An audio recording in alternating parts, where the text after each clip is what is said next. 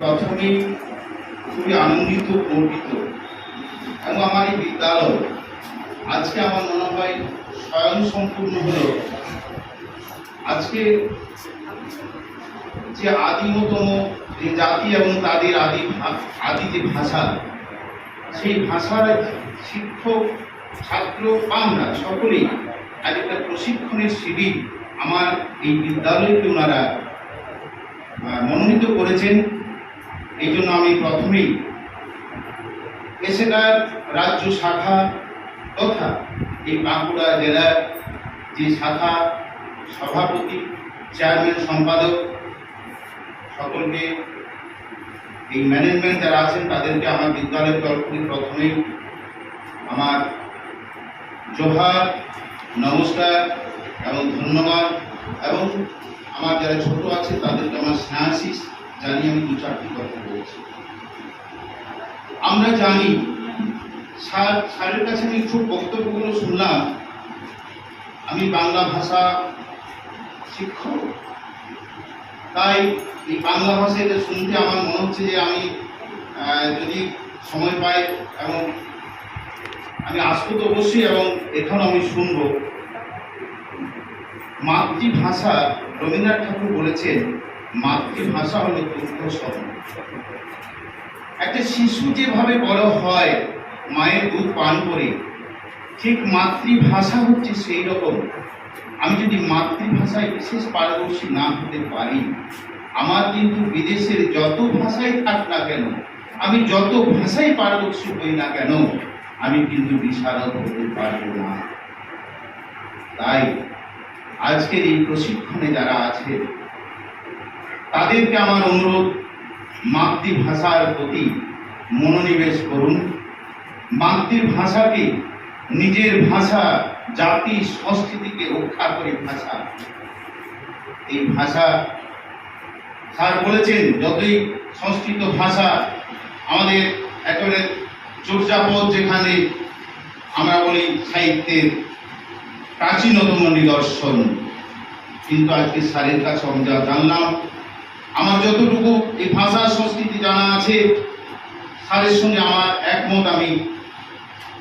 আর আজকে এই প্রশিক্ষণ তখনই সার্থক হবে, সফল হবে যারা এই প্রশিক্ষণে এসেছেন। প্রশিক্ষণ নিয়ে আপনার প্রশিক্ষণটা আপনি যখন আপনার ভাষাভাষী মানুষের কাছে, ছাত্রের কাছে, শিক্ষকের কাছে আপনি এটাকে বুঝিয়ে দিতে পারবেন, তখন আজকের এই সার্থক এই ট্রেনিংয়ের সফলতা আমরা পাব।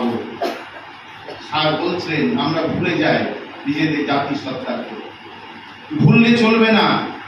এই মাতৃভাষা হচ্ছে অন্যান্য ভাষাকে পরিপুষ্ট করে। যে কোনো ভাষা ওই ভাষার লোক বলে না, আর ইংরেজি ভাষা, সংস্কৃত ভাষা, বাংলা ভাষা পরিপুষ্ট করে এই সাঁওতালি ভাষাও পরিপুষ্ট হবে। এই ভাষা অনেক ভাষাভাষী নিয়ে ভাষাগুলো সম্পূর্ণ হয়। ধার করা ভাষা থাকলেও ইংরেজি মিলেছে বাংলা, বাংলা গেছে ইংরেজি, এই তো ভাষার ইতিহাস। তাই এই এলাকাকে আমি, আমার আদিবাসী অধ্যুষিত এলাকায় আমার বাড়ি, এইরকম এলাকার এইরকম সাংস্কৃতিক এবং ভাষা আন্দোলনকে যারা দীর্ঘদিন ধরে ইতিহাস 79 থেকে 1979 থেকে যে ইতিহাস বললেন, আর অলচিকির যিনি স্রষ্টা, ওনাকে আমি বিনম্র শ্রদ্ধা এবং নমস্কার জানাই। একটা আদিমতম সংস্কৃতি, আদিমতম জাতির যে ভাষাটাকে বিলীন হয়ে যেত, তাদের ভাষা যদি না হতো, সেই ভাষার আজ আমরা আদিবাসী যারা আছে সেই এলাকার মানুষ তথা অন্যান্য ভাষাও আজকে একেবারে নিষ্ক্রিয় হয়ে যেত।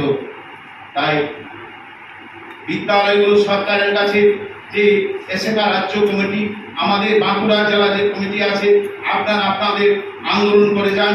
আমরা বাংলাদেশে দেখেছি যে বাংলাদেশের যে আন্দোলন, ভাষার জন্য আন্দোলন, এটা তো হবেই, সব দিন হবে যতক্ষণ না তার জাতি নিজের ভাষাকে প্রতিষ্ঠিত করতে পারবে, সে আন্দোলন শুরু হবে।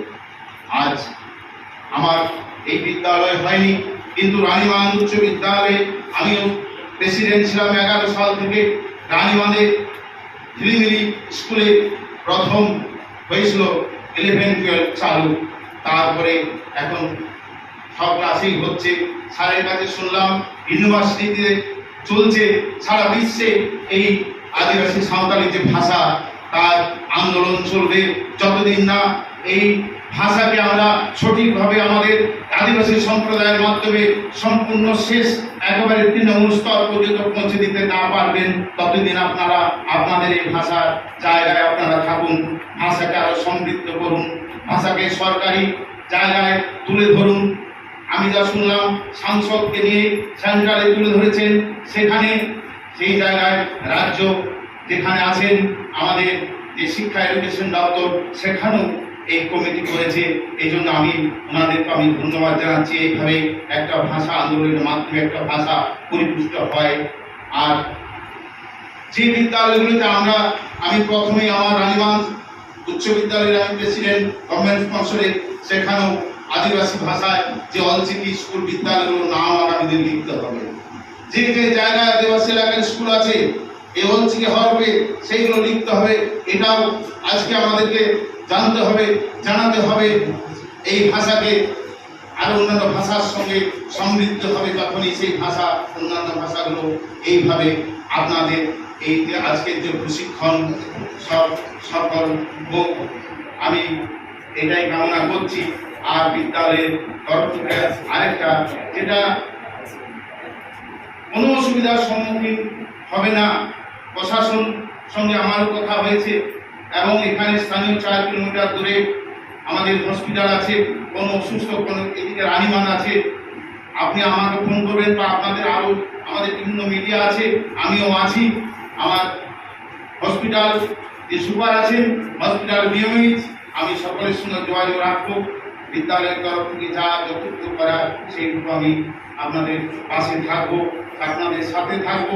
আগামী দিনও আপনাদের কোনো জায়গায় কোনো আমন্ত্রণ যদি পাই, আমি সেই পাশে থাকার আমি ইচ্ছা প্রকাশ করছি। যদিও এটা জানি না আপনারা কিছু যদি ভুল বলা হয়ে থাকে আমি ক্ষমা প্রার্থী।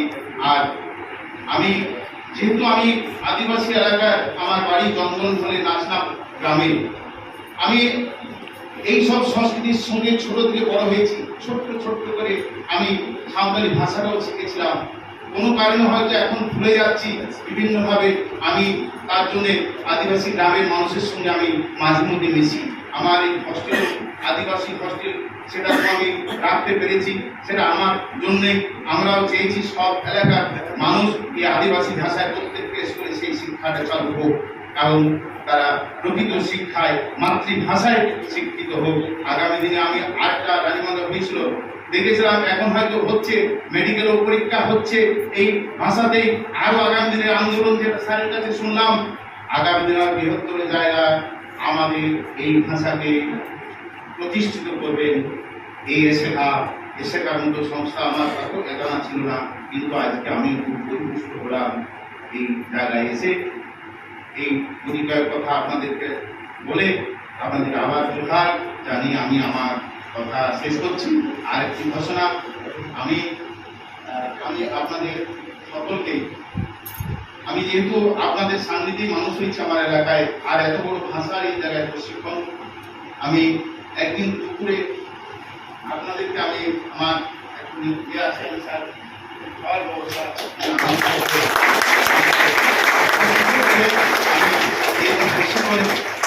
আমিও ছাত্র, আজকে আমাকেও শিক্ষা, প্রতিনিয়ত শিক্ষা নিতে হয়। আমি শিক্ষক হলেও আমার ছাত্র এখানে অনেক আছে, তাই সকলেই কিন্তু আজকে এই প্রতিজ্ঞাটাই নিন যে আমার ভাষাকে আমি স্বয়ংসম্পূর্ণ করব। আমাদের যা লক্ষ্য, শেষ লক্ষ্য পর্যন্ত আমাদের পৌঁছাবে সেটা এই সংগঠন। শেখার মতো এই আপনাদের এই বলে সকলকে আরো নমস্কার এবং